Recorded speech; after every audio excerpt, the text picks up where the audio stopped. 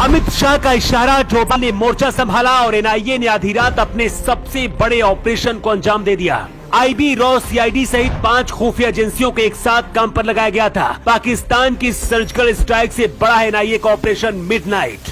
भारत को इस्लामिक देश बनाने के जिस दिन सबूत मिले थे, उसी दिन से कहा जा रहा था कि अमित शाह शांत नहीं रहेंगे। राजू श्रीवास्तव की मौत पर जब पूरा देश रो रहा था, उसी वक्त पीएफआई के खिलाफ एनआईए एक ऐसा खुफिया ऑपरेशन तैयार कर रही थी जिसकी खबर हवाओं को भी नहीं थी। देश में इतना बड़ा ऑपरेशन पहली बार हुआ है। पीएफआई और आतंकियों ने भी कभी नहीं सोचा रहा होगा कि डोभाल और अमित शाह इतनी बड़ी सर्जिकल स्ट्राइक कर देंगे। देश के 12 राज्यों में क्या हो रहा है, दिल्ली में बैठे अमित शाह को हॉटलाइन से पूरी जानकारी दी जा रही थी। इधर अजीत डोभाल भी पूरे ऑपरेशन पर नजर बनाए हुए थे। आधी रात करीब 1 बजे एक साथ देश के 12 राज्यों में एनआईए के अधिकारी पीएफआई के ठिकानों पर टूट पड़े।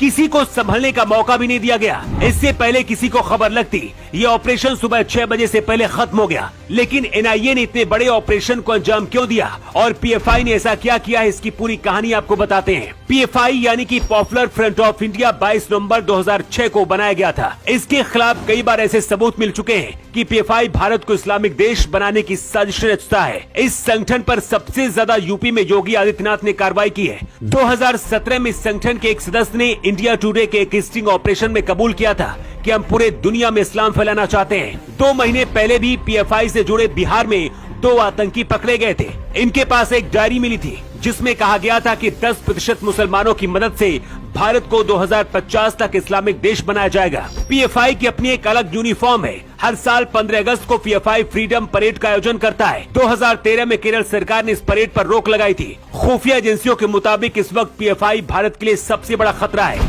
लफ्ज़ जिहाद, तबलीगी जमात, धर्म परिवर्तन कराने का बहुत तेजी से काम करता है।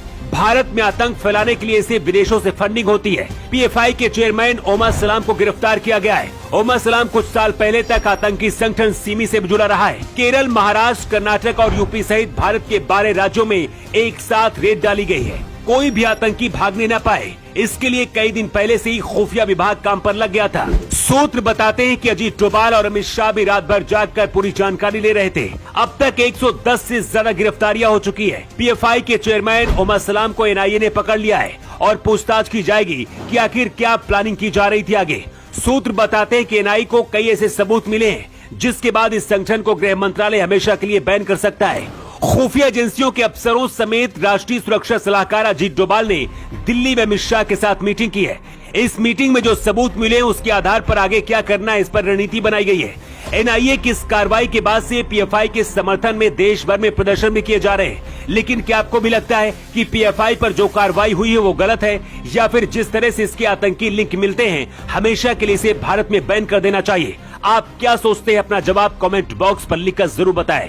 न्यू टाइम्स के लिए ब्यूरो रिपोर्ट।